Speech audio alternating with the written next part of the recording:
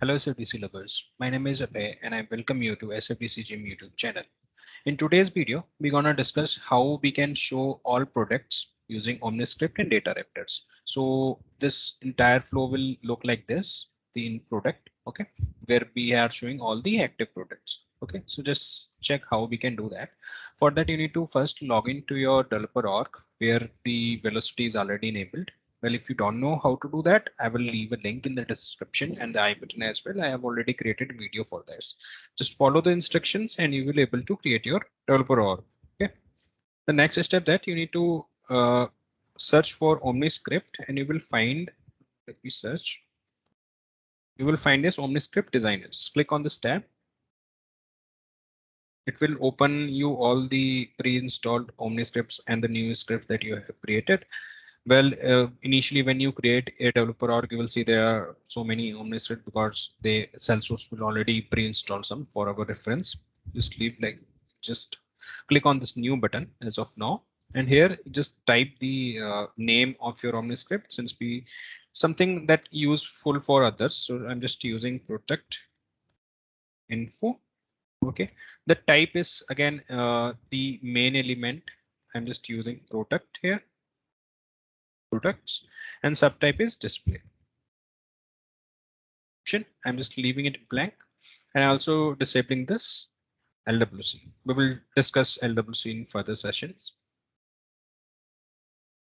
Okay, once you hit the save button, it will open the initial UI. I think I already discussed about the script configuration, so I'm just starting from the main topic. For that, see, we need to first load this information before we view in the UI, right? Like normally in Visual Force pages as well, we need to first run a query that load the information, and then we can drag it in our Visual Force page to show this, right? Similar ways we need to do it here. First, we need to create a backend element that get all the product information, and then we need to show it, correct? So for that, we need to go to the actions and need to drag a data raptor. So if you don't know what is data raptor, let me know. I will create a separate video for that as well. But initially, consider data raptor as a tool that retrieve data from your Salesforce. Okay, so this is the element name, this is the label name, and this is how the data raptor looks like. So I have dragged this data raptor before steps. So whenever you click or whenever user click your component, first what it will do, it will load the data. Okay, for that you need to click go here and types your data raptor name. Since I haven't treated, and it will allow you this option. Just click on it. It will ask some name.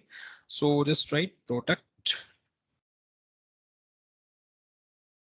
and click on OK. Okay. So what it okay, it is stopping me. Done. Just use this product info here and click on this icon. It will open in a new window, whatever we have created. Okay. Now see, in this first we need to similar ways in Apex class we need to create a SQL query and store it in a variable. Similar ways here as well, we need to create a query kind of stuff structure. First is ask you which object you want to use. In our case, we want to use product 2. Just click product 2. And then it will ask you what will be the output path for you. Output path means whatever we are showing here, it will show in a JSON structure. Okay, so I'm just using product. Consider this, whatever you write, it will treat as a JSON path, JSON first element. Okay, now it is asking you any filter you want to use. Yes, we want to display all the active products only. So just use this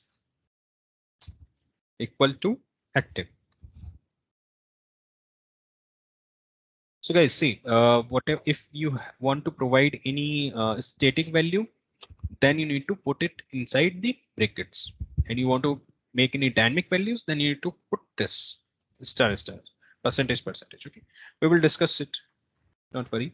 So the initial query that it create is basically select fields from products where status is equal to active. And what fields? Let's click on this output button. In this window, we will configure what all the fields that we want to show. So for that, we need to click on this plus button. Now it will ask you which field on the product level you want to show. For example, I want to show the description. Just click on the description. Now it will, the next thing that it will ask you what will be the path of that field in JSON. So I'm just copy the same thing here as well and click on this new button. So see what it does, it create the product this here and the description here. Okay, so this is how the JSON basically works here. Now let me add another field. I want to add a name, product slash name. So this is our product name. I'm copying the same value to the output as well. Yeah. So the moment I do that, it automatically adds in our JSON path. Okay. So see, if you guys want a separate video on it, let me know. I will make a detailed video how the JSON structure works.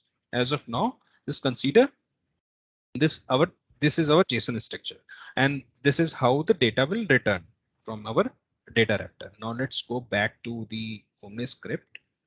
So what we have done, we have retrieved all data, and the data is coming in a form of JSON where parent node is this product. Now in our Omni script, we need to use an element that can handle this thing.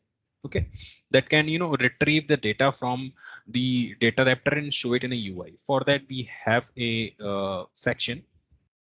Just go to the group and select this, select table items. This element is used to use in a repeat mode. For example, in our Apex classes, when we store something in a variable and return this to VF pages or any LWC or Aura component, we need to use for loop to retrieve this information, right? Since our data raptor is returning list of all products, so we need to use for. So this particular element handles that things. It works as a for element, but now we need to assign it, right? Now we need to assign a variable. So how the variable assignment works, we need to put the name in the element name. And what name we need to put? We need to put the name that is the first element of our JSON structure, which is the product. So I'm just putting this thing here. Just leave all those other element by default. We will discuss in the further classes what are those things.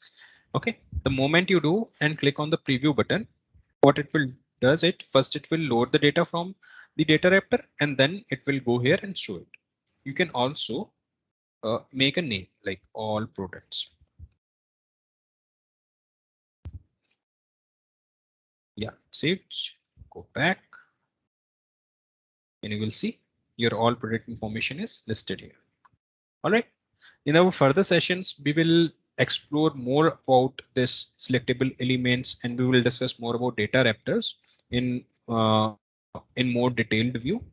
We will also create a good UI because there's not much information is visible. We will try to create in a 2 or 3 column layout. We will also remove the steps and consume the full width. Okay, so those things we will do in the further sessions. Thanks for joining. If you haven't subscribed the channel, just hit the subscribe button because it will get you notified like how the other things works. Okay, thanks. Have a good day.